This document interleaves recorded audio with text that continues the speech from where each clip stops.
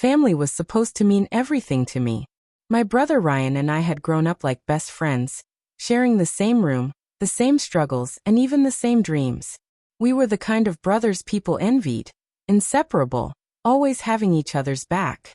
When I married Claire, I thought I was building a family that would only make those bonds stronger. She got along with Ryan, laughed at his jokes, and called him the fun uncle when we had family dinners.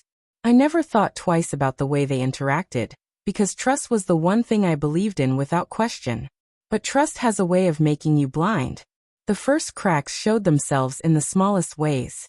Claire became more secretive with her phone, turning it face down on the table, or taking calls in another room. When I asked, she brushed it off with irritation, saying I was being paranoid. Ryan, meanwhile, started showing up at our place more often, always with some excuse, helping with house repairs, bringing over food, or just hanging out.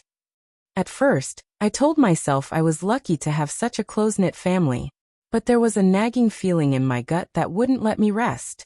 One night, after Claire went to bed, I noticed Ryan had left his jacket on the chair. His phone buzzed inside the pocket. I shouldn't have looked, but something pushed me to. The notification read, "Last night was amazing. Can't stop thinking about you." My heart stopped. The message was from Claire. I wanted to believe it was some twisted joke. I wanted to convince myself I'd misunderstood. But as I scrolled further, reality hit me like a hammer. Weeks of messages, secret meetups, excuses about working late or helping out a friend, when all along they were sneaking around behind my back. My wife, my brother, the two people I trusted most had turned my life into a cruel lie. I didn't sleep that night. I just sat in the dark, staring at the phone in my hands, trying to make sense of how everything I knew had shattered in a matter of seconds. Every memory of them together now looked different in my head. Every laugh, every touch, every glance I had ignored. It wasn't innocence. It was betrayal hiding in plain sight. By morning, I knew I couldn't stay silent. But I also knew I couldn't just scream and walk away. If they wanted to tear my world apart, I was going to make sure my next move tore theirs apart even more.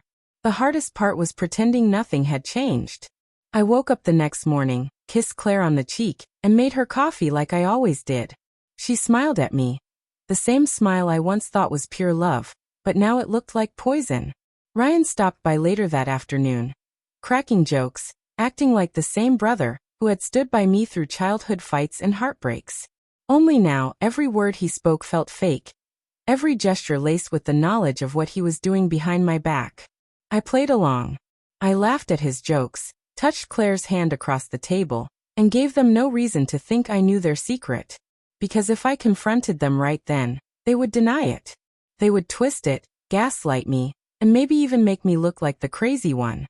No, I wasn't going to give them that chance. Instead, I decided to gather my strength in silence, and make my move when it would hurt the most. Over the next few weeks, I became an actor in my own home. Claire thought she had me fooled, sneaking out for girls' nights or errands, while Ryan always seemed to find excuses to leave at the same time. I tracked them without their knowledge, noting the places they went, the hours they spent together. A cheap motel on the edge of town became their little escape. I drove past it once, and the sight of Ryan's car in the parking lot alongside Claire's nearly made me swerve off the road. Rage like I'd never known boiled inside me, but still, I held it in. I started distancing myself emotionally, pulling back from Claire in ways she barely noticed. She assumed I was tired from work or stressed about finances, but really I was building a wall between us. A wall that would protect me when I finally walked away. I stopped confiding in Ryan too. Every word I spoke to him now was calculated, measured. I wasn't his brother anymore. I was his shadow, watching and waiting for the perfect moment to strike. The moment came one Sunday dinner at my parents' house. Everyone was there, mom, dad, cousins, uncles, the whole family gathered around the table. Claire sat next to me, holding my hand in front of everyone as if she were the perfect wife. Ryan cracked jokes across the table, making everyone laugh like always. My chest tightened with anger, but I also realized this was it. This was where the truth needed to come out, in front of everyone, with no way for them to escape. So I stood up, raised my glass, and said, "I want to make a toast. To family. to honesty, and to the kind of love that doesn't betray the people who trust you the most. The room went quiet. Ryan looked confused. Claire's smile faltered. And that was the moment I knew the storm was about to begin. The silence in the dining room was deafening. Every eye turned toward me, waiting for me to explain my strange toast. I held my glass steady, though my hands were trembling inside. I looked directly at Ryan first, then at Claire, and finally back to my parents. "I've been keeping something to myself," I said slowly, my voice calm but cutting through the tension like a knife. "For weeks, I've known the truth about what's been happening behind my back. My wife and my brother, sleeping together." The air seemed to vanish from the room. Forks dropped against plates, and gasps echoed from every corner. My mother covered her mouth with both hands, her eyes wide with horror. My father froze, staring at Ryan like he couldn't believe his ears. Claire immediately jumped up. "That's not true. He's making this up." Her voice cracked, desperation spilling out. But I was ready. I pulled my phone from my pocket and placed it on the table, playing the audio recording I had captured from one of their motel rendezvous. The room filled with their whispered words, the unmistakable sound of betrayal in the dark. Ryan's face drained of color. He tried to interrupt, stammering excuses, but it was too late. The evidence was there, undeniable. My cousins glared at him, disgusted.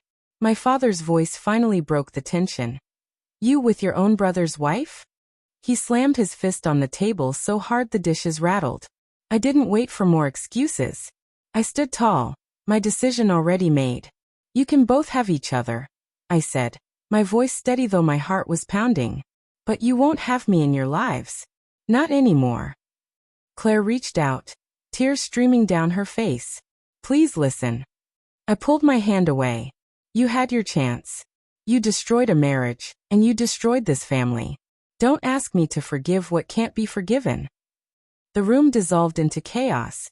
My mother sobbing, my father shouting at Ryan, relatives murmuring in disbelief, but I felt strangely calm.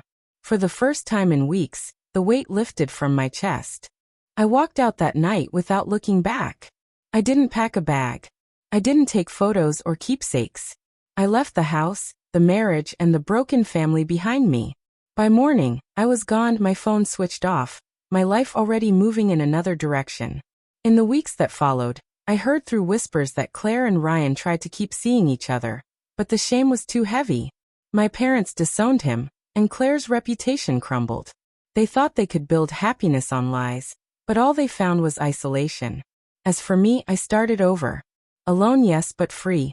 Sometimes you don't get to choose the betrayal that happens to you, but you do get to choose how you respond. And I chose to vanish, leaving them to choke on the wreckage of their own choices. I never looked back.